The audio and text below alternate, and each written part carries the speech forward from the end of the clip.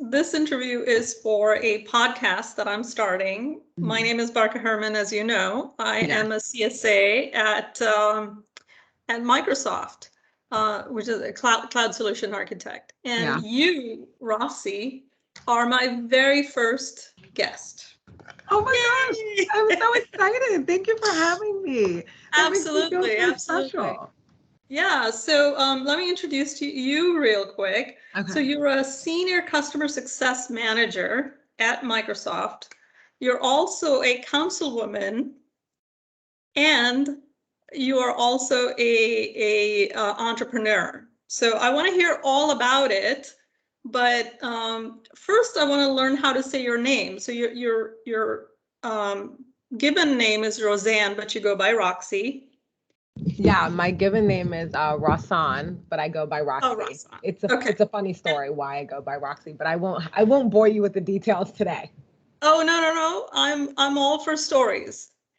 And but yeah, let me get your last name before you go into that story. I'm gonna do my best to say your last name. Your last name is Ndebumadu. Okay, very, very close. It's Ndebumadu. Okay, Ndebumadu. Okay. Ndebumadu. Mm-hmm. Wonderful. So welcome, and thank you. Jump right in and tell me, so you can start with the story of your name if you like. Okay, let me start with the story of my name. It'll put people at ease. So when I was a very, very, very, very little girl, couldn't talk, couldn't say anything. Right after I was born, my mom, she had just literally came to the States, and she was saying my name, and they couldn't understand her accent because it was so thick and so Nigerian. And so they mispronounced it and misspelled it. And by the time that we found out many days later, at that point, sorry about the door. At that point, she didn't have enough money because she had just came to the States to go back and fight that process and fight that battle of getting the name rechanged because they wanted her to pay. So we just left it as is. And then she just continued to call me Roxanne and Roxy my entire life. So professionally, I've always gone by Roxy. Everyone's always called me Roxy. And it's funny because when I tell people my real name and when I say it, they always add different variations of it. They say Rosemary, Roseanne, Rosalind, Rosalind. And I'm just like, just call me Roxy. It's fine. It's very interesting, very crazy, but we've made it work. There you go. That's funny. That is an interesting story. And yes, names do get butchered around the world, right? 100%. I am all too familiar from my first name to my last name. Imagine trying to get 1,000 people who voted for you to say your last name. Very difficult task. Yeah. And my own name, it's Hindi, but it's also like a Arabized version of a Sanskrit word. So everybody gets it wrong. And the year of the 8 years that Barack Obama was president, people wanted to call me Baraka instead of Barka. Aw, that is honorable. That is very honorable that they reminded you of him. Very honorable. But I can completely understand. And it was good, but it was still, it's like, wait a minute, for the last 20 years of my existence in the United States, people didn't make that, but they just learned a new word, so they were applying it everywhere, and that's wonderful. It's beautiful. Hilarious. You're iconic for that one. So I'm going to ask you, so the first series of questions I have are about your origin story. Okay. So you have 3 of them, and of course you have more of them because you're more than just the 3 things we're going to talk about today. But I'd love to hear your origin story, because I'm a geek and I like comic books, and you're a hero. You're a comic book heroine, and so you have an origin story. So tell me about your origin story into computer science, as well as in politics, as well as in startup, and anything else you want to share. Yeah, I think my story is fascinating. It starts It starts out with this journey of really trying to figure out who I was as a person growing up. I talk about my mom a lot, but me and my mom weren't always super close. And I think people who may not be from the States or might be from like whether that's an African or Asian type of country may relate to this, but my mom was a little bit isolated from the experience of raising me because in our culture, it's very much so, okay, you have the child, now the community gets to raise the child, and now I'm done and relieved of my duties. And so me and my mom weren't always as close, and my father wasn't really in my life. So it started out as this experience of really trying to figure out like how to navigate and who am I and what are my values and am I American? Am I Nigerian? What does that look like? Because I spent a lot of time going back and forth between America and Nigeria and other various places within Europe, because that's part of where my family immigrated to. And so I think during that process and during that journey of not having any siblings, not really being close with parents, and really developing this relationship with the woman who is now today my godmother, who was a next door neighbor that was really there for me in my various times of needs when I didn't have any food, or when my mom was out of the country, or when I was going through various challenges in elementary or whatever that looked like. I really figured out what I was passionate about. And for me, that was advocacy and helping people. The reason why I was passionate about that was because when I grew up, I went through a number of traumatic experiences as a child that I think far too many children go through that we don't know about, because they essentially hide it really, really well. And mental health isn't something that we drastically promote in our cultures, no matter what culture you're in.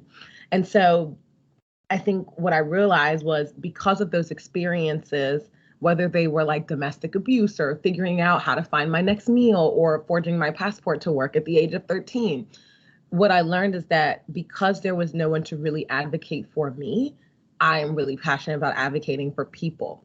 That led me onto this journey of nursing. So when I went to college, I started at Morgan State University in Baltimore, Maryland, and then I transferred when the nursing program lost accreditation to Howard University. So I was a transfer student at Howard University, actually quite bullied as a transfer student because I feel like transfer students are never understood. And I took on nursing there as well. But there was this common thread of protecting people and being able to solve problems and being able to comfort the mind, whether that's when you're getting an illness or when you're getting a sickness. And then also, in addition to that, because I grew up partly in Nigeria, I really want to understand disproportionate diseases that affect certain communities differently. So I was really passionate about that. About 2 years into that career, I was like, "Ooh, this is not really for me. Like, I don't think so."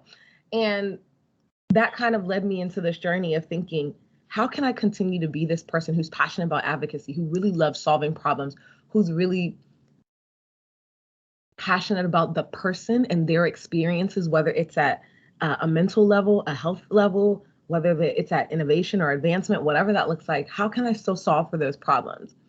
For me, that answer was tech. Because if I looked at the problems in Nigeria and I looked at the problems that I faced as a child, when you look at some of the hindrances for infrastructure, whether that's in Nigeria or other places, it's because they have lack of access to tech. There's a lot of opportunity that comes with technology, and there's a lot of, whether that's connection or whether that's jobs or whatever you want to look at it. A lot of things are interconnected with technology. And I was like, that's the one. I'm going to go into tech. I can make a greater impact in tech. So I pivoted and I began my foray into tech and convincing Microsoft or people like Microsoft why somebody with a nursing background would be an ideal hire because of the skills that we gain from those types of programs. Then after that, I said, you know what? I'm in Microsoft. I'm jamming it out. Been here 2.5 years. We're doing a great job with customers. I'm learning a lot. How can I take that a step further and push forward and continue to become? Michelle Obama's book is Becoming. I'll reference that a lot. How can I continue to become?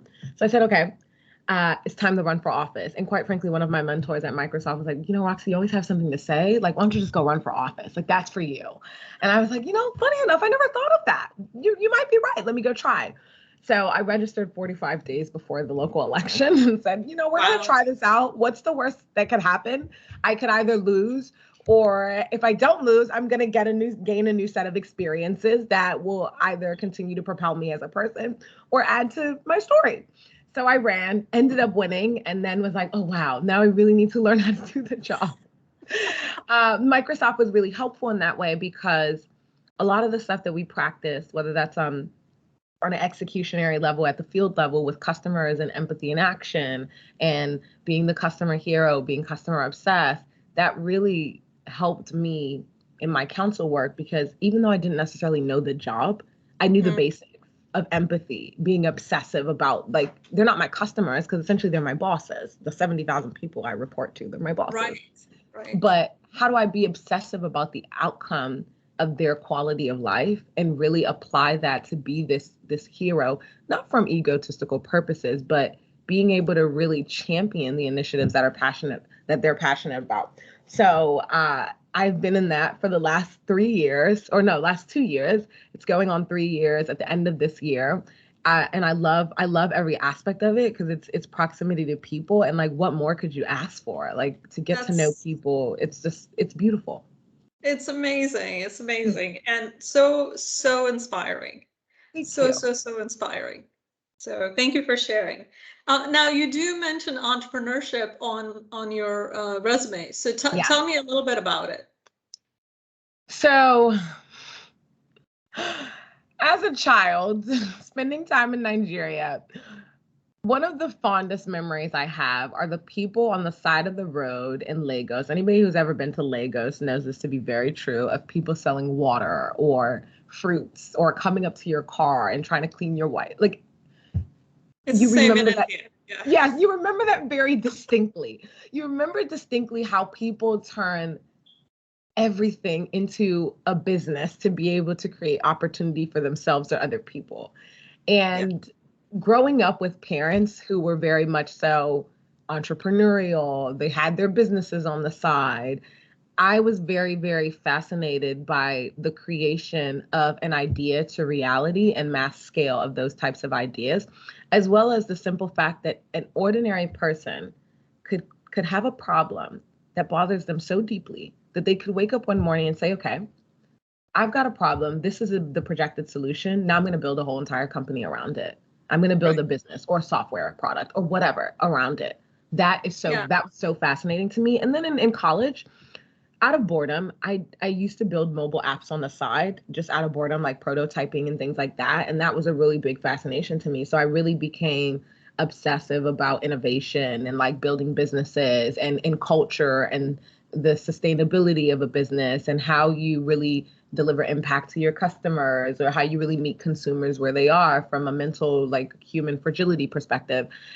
So I became really obsessed with that. And I think that as I've gotten older, I've always tried to figure out a way to start a business one way or another, or at least advise other people who are younger or older, in that matter of fact, to be able to bring their ideas to reality and really build them out to make something really, really, really meaningful and impactful. Because if you even look at the startup space is so fascinating in terms of the things and the solutions and the different products that are coming out of different people's minds based off of their unique experiences or the way that they perceive a problem or the way they perceive a challenge.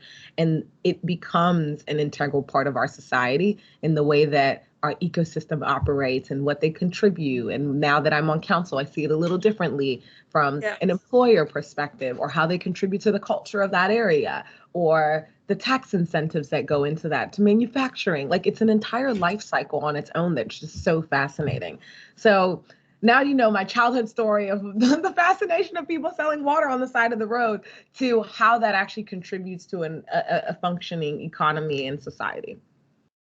Yeah, I mean, it's so interesting that you bring that up, is because we do sort of in some ways are making our kids less curious by making them go through this pipeline, this tight rope of this is the only thing, this is the path, right? And it's fascinating to me to hear how your journey of just observing people on the other side of the road there's two ways to look at that. One way might be, oh, those poor people, but you took an empowering message from them saying, oh, look at those ingenious people, right? Yeah. That's amazing. That's fascinating. Love it. Love it. That's Yeah. growth mindset at work. Yes, it is, because they are ingenious. I mean, anyone that can figure out how to make a business out of fruits, I totally support you. Yeah, yeah, amazing. So talk to me about what motivates you, because I talk to a lot of young people, and I do a lot of volunteer work with high schoolers and whatnot.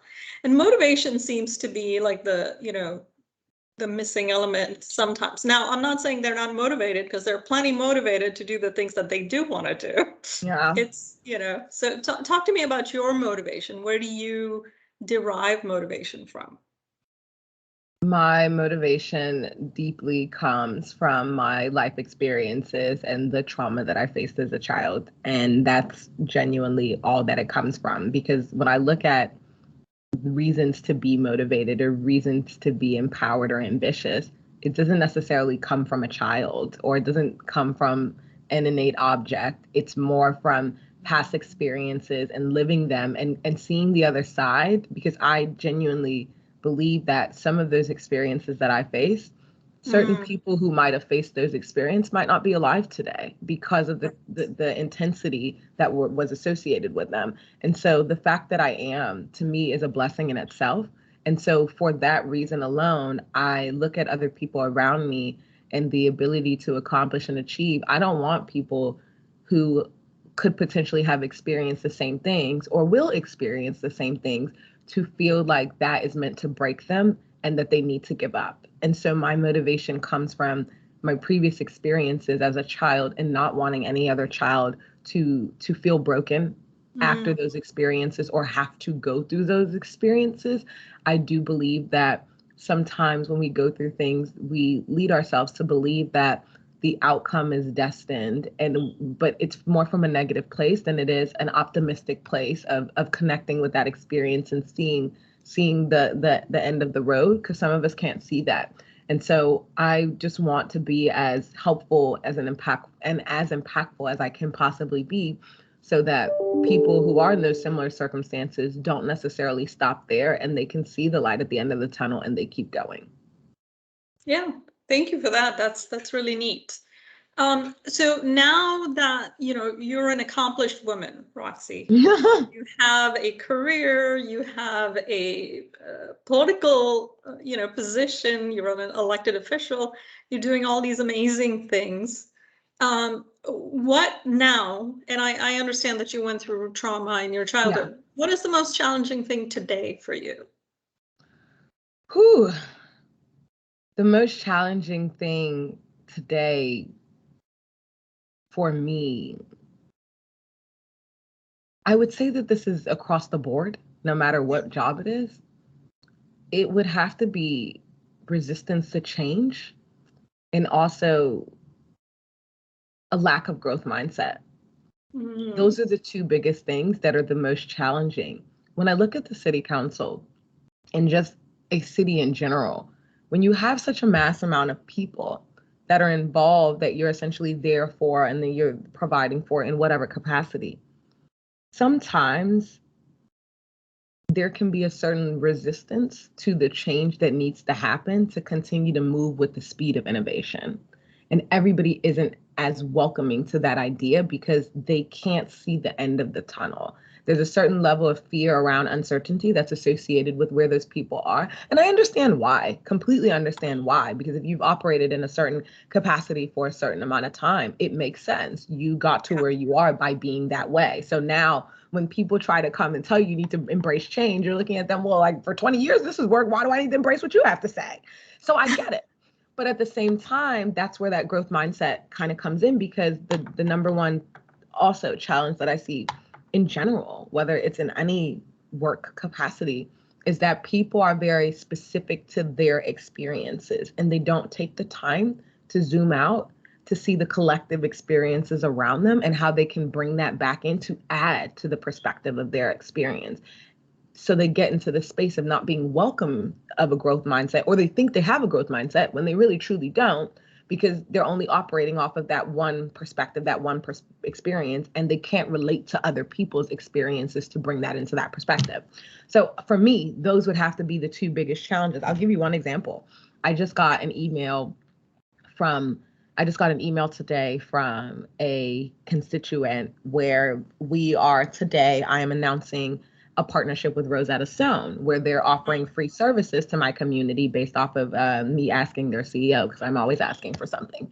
And a resident responded to me and said, hey, you mentioned something in the resolution that I didn't like, but it was very specific to the Black community. This person didn't like that because they couldn't relate to the specific reference for the Black community because they are not Black, which I understand that perspective, because you're almost looking at it like, what does that have to do with me? What's in it for me? But if you took the time to just zoom out a little bit and know that there's 56% of the 70,000 people here who are Black, that you could possibly relate to their experience and understand why that reference might be there. So I think that those, for me, would have to be the biggest challenges that I see. Yeah, no, I get that. And so to follow up on that, what has worked for you? So, I'm not asking you to solve the entire world's growth mindset problem, but, something that's actually worked for you, some practical tips that you could convey another, Roxy 2.0 or some young person who's listening to this and say, I want to be just like her. What advice would you give them? I will say before I answer that, I am crazy enough to try to solve for that for the world. I just want to let you know, and anyone who's listening, I am crazy enough to try that.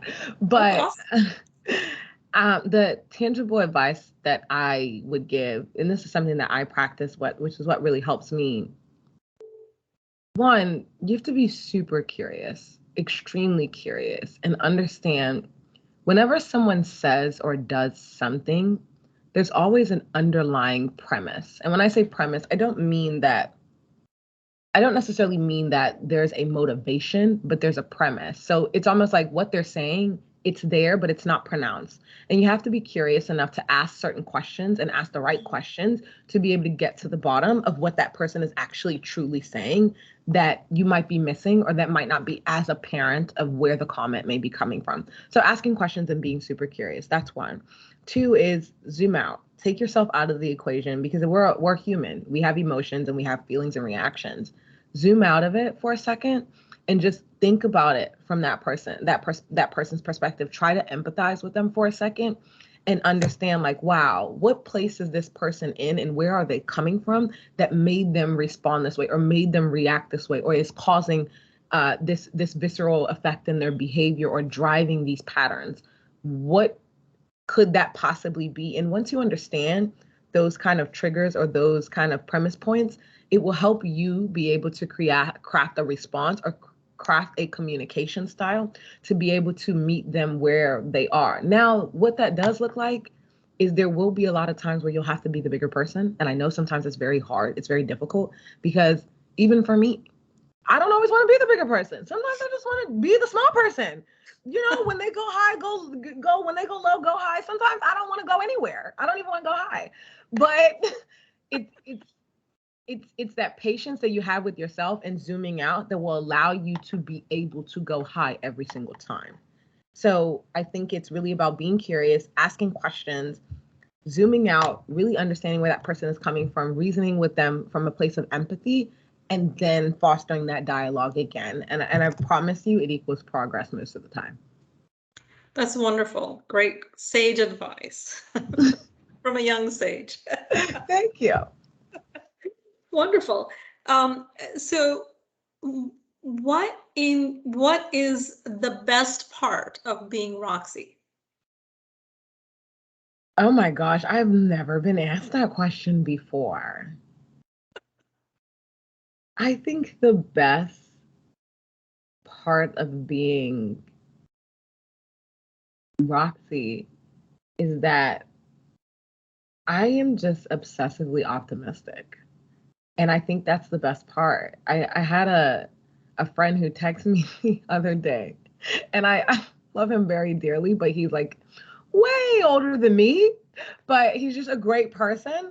And he said, wow, you're just like obsessively optimistic that you can help me with my mindset around some of these business challenges. And I'm just like way, way, way, way older than you. And I admire that. And so Yeah. I personally think that's the best part. It's the ability to kind of see things from a place of positivity and be able to be optimistic that, you know, the right things will happen, and not really getting caught up in the tough stuff, but just being optimistic that no matter what, whether it's in times of COVID or it's in times of economic downturn, like we're going to make it. Like there's just having so much hope and faith in humanity that like we as a people will be okay. It's just, I'm just obsessively optimistic. And I think that's the best part of being me. And it's funny because a lot of people assume that it might be the notoriety or like the titles or anything like that. And that stuff is just not fun. I'm actually very awkward about it. Like I really hate being called councilwoman. It's very awkward. And so when people say it in my neighborhoods and areas, I'm just like, please just call me Roxy. That's just very weird. Like it's not necessary. Or being treated differently. I just don't care for those types of things. And so I know that some people assume that that might be the best part, but it's really not. It's really just the being able to stay true to who you are. Because sometimes when you get in certain environments, whether that's an environment like Microsoft that comes with a lot of intensity, or Right. being elected, you're under scrutiny all the time. It's really difficult to stay true to who you are. It's really hard because there will be times and tough challenges that come along that will try you, and they will test who you are as a person, your values, your faith, who you truly are. And so being able to stay true to that is just really a blessing in itself, and it's the best part about being me. Awesome, awesome. So I do have a couple of follow-up questions, and this is actually very selfish. You know, hey, it's my show, so I get to be selfish. But you know, I was on a call at Microsoft, and you know, some amazingly brilliant women, and a term got thrown, which kind of put me in a loop because I'm also very positive and optimistic. And the term was toxic positivity. You know, what are your thoughts about it? What are you feeling? Because for me, it was like, what? You know, and I was a little taken aback, but you know, I'd love to hear your perspective on that. Wow, that term in itself is just so deep and has so many underlying things to it, that it even exists is very interesting, and that people actually, you know, resonate with it. I personally think toxic positivity essentially there's two parts to it. One part is I understand people who feel like you're so positive that you have a blind spot, that you just can't see anything else but the good, the good, the good, the good. So when the bad comes, you possibly miss it, which essentially opens you up to vulnerability. I understand that because I do feel like there is a certain thing of you just being overtly positive that you don't recognize the bad. It's different to recognize the bad and then turn it into a positive, or try to see the best in it while acknowledging that there might be some negative there. Those are two different things versus just only choosing to see the positive. That's living in a different type of space that can be hindering in a sense. However, there's another side of that, of people who essentially can't necessarily enter that space or can't necessarily see the good in anything because of the space that they may be in emotionally at that time, or just physically as a person. And so because it's almost like a saying that we used to say a very long time ago in Africa, like misery loves company. I'm pretty sure that's still saying in the States. Of people who just can't see that, and they can't meet you where you are, and you can't meet them where they are. So that causes this gap situation of where people are just not relating or understanding each other. I think that all in all, in general, I think that we have to be careful. I think society does a really good job, and us as humans, in labeling people. Oh, you're this, you're that, you're this, you're that, you're et cetera, et cetera. But I think what we don't do a good job is just recognizing where somebody is and just trying to understand why they might be there and what your takeaway is from that. And that's really it, as opposed to just labeling and saying, oh, you have toxic positivity because you're always happy all the time. I mean, that may be their way of coping. Who knows? So I think it's such a nuanced question. There's so many layers to it, but I'm really specific and partial to labels because I know what it's like. I'm one of those people where people may not necessarily be able to relate to my story or my trajectory or the velocity in my trajectory. So they create all these labels of, oh, she's this, oh, she's selfish, oh, she's just overly ambitious, she only cares about herself. She's all these things that essentially don't relate to who I am as a person. And if you met me, you would know those things are not true, but because they can't relate to that, they're making up these scenarios. Yeah. So I do have a follow-up question, but something came to mind and I'll just share. Misery Love Company, it's also known as grievance shopping. So in other words, you have a grievance, you talk to your friend and the friend is like, well, why didn't you do this or whatever? And they hang up and they find somebody else who's like, oh, those bastards or whatever. Yep, that kind of dwell in that space with them. Grievance shopping. And I am familiar with that and I get it. We all indulge in it a little bit. And it's okay to do for short periods of time, but get over it eventually and move on with life.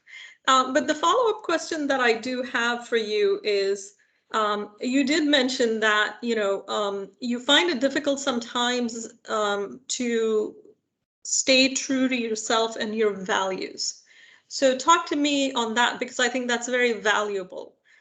We get caught up in, and I'm a first generation immigrant myself. We get caught up in, a lot of people see me as, you work for Microsoft. So there's some kind of quality associated just because I'm the same person as I was 10 years ago when I didn't, and I'm just as smart.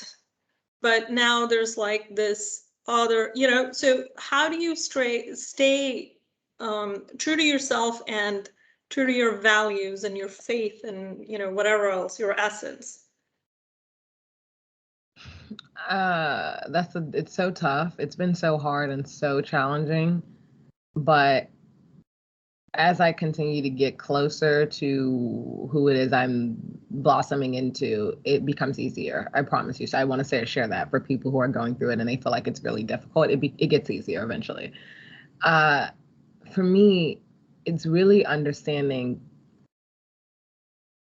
personally, what do I want to accomplish? Like, what do I want my legacy to be? What do I want to be remembered as? Like, when people think of me at my funeral and on my obituary, what is it that I want them to write about me? Like, what do I want people to be able to say? And I know that's very hard for some to even contextualize and think about, but it's important because it will guide the way that you act.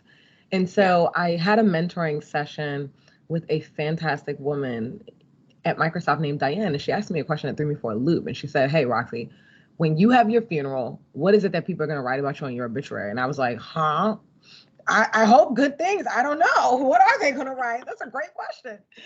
And when I started thinking about it more, I started coming up with all of these things that I wanted to be remembered as. I wanted people to feel when they talk to me. Like, I don't want you to think about what I looked like or what I sounded like. I want you to take away the feeling that you got from spending time with me and what that did for you. And once I did that little exercise, it started guiding a lot of my actions, where at the end of the day, when a challenging situation presented itself, and many have just in the last 2 weeks, I could sit here and say, I know you want to respond like this, and I know you want to react like this, but is that the feeling that you say that you want people to get from experiencing you? Like, even if I get into a disagreement with someone or a minor rumble, as Brene Brown would say, a minor rumble, I want people to walk away and be like, I didn't really like that exchange. However, I felt seen and heard, and I felt like she was still respectable and she was empathetic in the process. Even though I didn't like it, I still felt like she empathized with me. Yeah. And so because of that, it gets easier to be able to get into these tough situations, whether that's disagreements, people labeling you, people, doing things to you that may cause you harm or hurt. It gets easier to be able to respond and react to them and not change who you are. And I will tell a brief story. There was a time in my life where I got really, really self-conscious. I've been really active on LinkedIn for a really long time. And for people who experience me, they're like, oh, she's so open. But that stuff is tough. It's not easy to be so open because you're opening yourself up to public scrutiny and people that share their opinions that you don't ask for. So I went through this period and I used to share. And then when I started sharing on LinkedIn, this was probably like a year and a half, 2 years ago, I would get feedback that like, oh, you're so active. Are you working? You're not working. Or, oh, I read this and I just feel like you're just very self-centered with me sharing my journey to be able to help other people. And it was really tough for me because I was just like, do I change who I am knowing that my mission is to really help other people and share my story so people can be inspired to share their story so other people can't be labeled, so we can invite certain people into the conversation so that we can enhance humanity in a certain direction? That is who I am. So even though I am getting that feedback and even though those people feel that way, maybe there's something I can look at in the way that I communicate that would make them feel more comfortable. But at the end of the day, if I'm being true to who I am as a person and that just disrupts people, I'm just gonna have to be okay with that and understand that what is the sacrifice I'm willing to make? Do I want to be liked by the entire world, which I know that's not possible? Or do I just want to be content knowing that I'm being who I am and who I set out to be and staying true to that vision? And for me, the reward was always greater with being true to who I am. Yeah, yeah, yeah. And I think that in the short-sighted view would be, to just be good, look good, and in the long-term view, in the not losing the opportunity cost is actually being everything that you can be. Exactly. So wonderful, wonderful conversation. I can talk to you for hours, but I want to give you an opportunity to say something or share something that you want to, and feel free to give me, your social media or whatever. Yeah. Happy to promote you in any way I can. One thing that I would say, and I always want to give people the realistic version, because like some people may have listened to this and they're like, oh, it's so peachy rosy, like she's just so like, I want to give you the reality because there is reality associated with it. When you are a high achiever, a very ambitious, driven, no matter whether you're a man or a woman, whatever that looks like, and you just know that you can accomplish a lot and you have a lot of faith in yourself, understand that it will be hard. It will be difficult. You will lose friends. People will not be able to understand your vision. People will not understand you as a person, but you just can't let that stop you. But I really want people to know that that reality is there, because I think so many times we see some of these figures that are at the top or that we perceive to have made it, or our idols, like a Michelle Obama. Everybody doesn't like Michelle Obama. That's just the reality of it. So I think it's really coming to grips with the reality that everybody is not going to like you. Everybody is not going to be welcoming. Everybody is not going to be supportive of your vision. Everybody is not going to be a friend. The quicker that you come to that reality and understand, and that doesn't mean anything bad about those people. They're still great people. They're just not your people. They're just not your tribe. And that's okay. I think the quicker that people come to that reality, the easier it is for them to go down that journey. Yeah. Yeah. Yeah. That's wonderful. Wonderful. Yeah. That's such a great advice for closing down, because I think that, as women, especially, there is the feminine principle of nurturing. So we want to be liked by everyone and nurture everyone, right? It's hard for us to, and it's a female principle, and it exists in men and women. So I don't think it's a gender thing. But yeah, so that's very brave and courageous of you to stand up for that and speak your truth. So anything else you want to share before we close out? No, besides this is just, I'm just excited. Like, these are just exciting times. So many great startups coming out of the pandemic, so many great different processes of innovation that are happening, so many new connections, so many new friendships that are being born, so many realizations that people are having from the time that they've had to reflect on their life or whatever that is. It's just exciting. So I think that people just have to be reminded that this is an exciting time. It really is. We're getting ready to hopefully one day across the entire world open back up and be at a place of our new normalcy. And I just ask people to just take advantage of what's coming and what's to come, and the new connections that they've created and the new things that they've come to like and love and come across, and it will definitely be to your liking for sure. But my socials are all Roxy, at Roxy Ndebumadu. So Roxy Ndebumadu, my first last name, all together across Twitter, Facebook, Clubhouse, Instagram, LinkedIn. They're all the same. And I welcome anyone to reach out to me. Like, even if you just want to connect and have a conversation. I love talking about books, anything philosophical, innovation, technology, politics, whatever. Like, I just welcome the new connections. I love connecting with people. Thank you so much for being so generous with your time. And, what a fantastic first podcast for me. So thank you. And so I'm going to stop recording for a second. Thank you.